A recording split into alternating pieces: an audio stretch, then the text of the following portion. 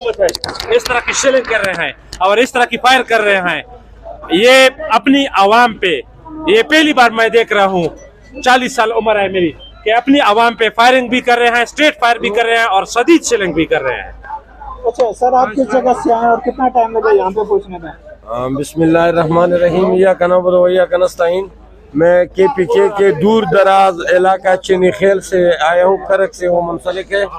रास्ते में हमें बहुत सारे रुकावटें थी, लेकिन इंतहाई जज्बे के साथ और बहुत खूबसूरती के साथ हमने वो अमन अमान के साथ अबूर किए हैं। हमने कोशिश किया है कि हमें तोड़ फोड़ ना हो जाए और अपनी मकसद में कामयाब हो जाए। पुलिस वालों की तरफ से हम पर बार बार फायर भी की गई है, शीलिंग की तो कोई हद नहीं है, जिसकी वजह से हमारे कारकुन शहीद भी हुए, जख्मी भी हुए। और आप ये देख सकते हैं रबड़ की गोली चला रहे हैं, उधर हमारे कम से कम 4-5 बंदूक उधर मार दिए उन्होंने। ठीक है, सीधा फायरिंग की, अभी मेरे ऊपर भी किया, आप देख रहे हो मेरे ऊपर।